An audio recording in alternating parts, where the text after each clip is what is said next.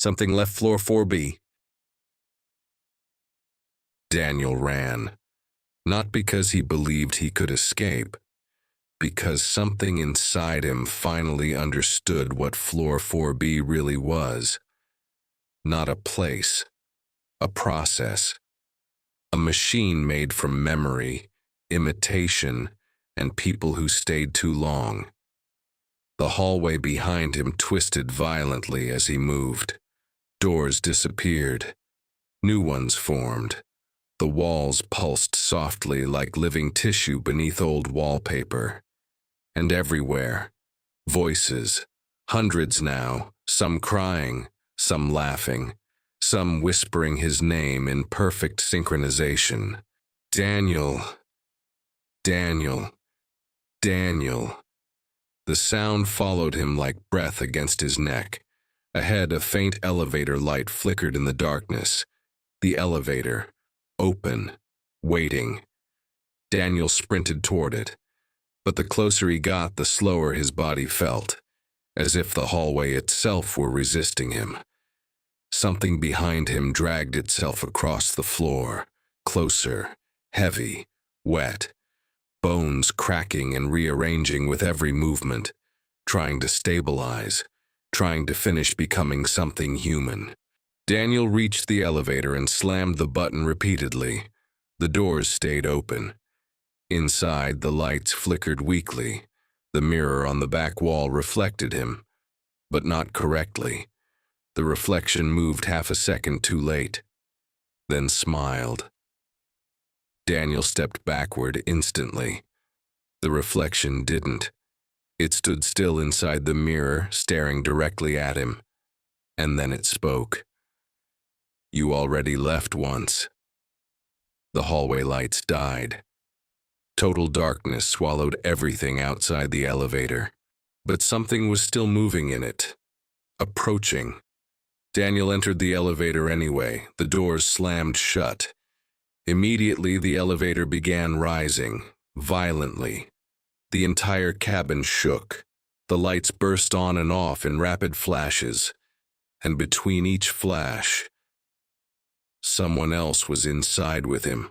A woman missing her eyes, a child facing the wrong direction, the old tenant from the third floor, the other Daniel, standing silently beside him every time the lights blinked, gone when darkness returned.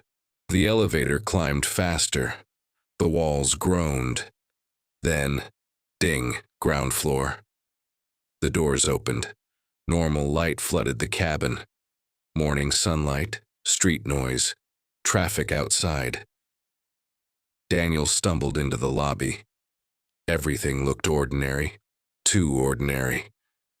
The receptionist glanced at him briefly, no reaction, no concern, as if nothing had happened. Daniel turned toward the elevator. The panel displayed only G1, 2, 3, 4, 5, no 4B. No missing floor. Nothing. For one dangerous second, he almost convinced himself none of it had been real. Then he noticed the receptionist staring at him strangely, not frightened, confused. "Sir?" she asked carefully. Daniel's throat tightened. "Yes?" The receptionist hesitated, then said, "You came in here yesterday asking for apartment 4B. Cold flooded his body instantly. "That's impossible. You said someone inside it was calling you." Daniel backed away slowly. "No." The receptionist frowned harder. "Are you feeling okay?" Daniel turned and walked out of the building immediately. The city air hit him hard. Cars moved normally. People crossed streets. Life continued. But something felt subtly wrong. Not around him. Inside him. 3 days passed. Daniel stopped sleeping. Every mirror in his apartment became unbearable. Because sometimes his reflection blinked too slowly. Sometimes it continued staring after he turned away. And once, he saw it smiling faintly while his own face remained still. He covered every mirror after that, but it didn't help. The dreams became worse. Hallways beneath his apartment, doors opening by themselves, voices repeating the same sentence endlessly. "You left us unfinished." Then came the memory, not fragmented this time, complete. Daniel finally remembered what happened the first night he visited Blackwood before moving in. The elevator had stopped between floors. The doors had opened, and he had stepped out willingly, not alone. There had been another person with him, a woman, someone he knew, someone whose face he could no longer remember clearly. He remembered her screaming. He remembered running. And worst of all, he remembered leaving someone behind. That was why the copies hated him. That was why they remembered him, because Daniel escaped, and someone else didn't. At 2:13 a.m. on the fourth night, Daniel woke to knocking at his apartment door. 3 slow knocks. He froze in bed. Another knock, then a voice from the hallway. His own voice.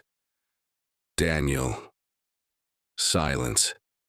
Then softly, "Let me back in." Every part of his body locked in place. The voice sounded perfect now. No distortion, no overlapping tones. It had learned. Another knock. "Please." The apartment lights flickered once. Daniel stared toward the front door in silence, and beneath the narrow gap at the bottom, a shadow moved, not passing by, waiting. Then the voice whispered, "You took my place." Daniel slowly stood, heart pounding violently. He approached the door carefully. Every instinct screamed at him not to open it, but another feeling rose beneath the fear. Recognition. The same impossible certainty he had felt since entering 4B. Like something inside him already knew what stood outside. Daniel reached the peephole, looked through it, and saw himself staring back.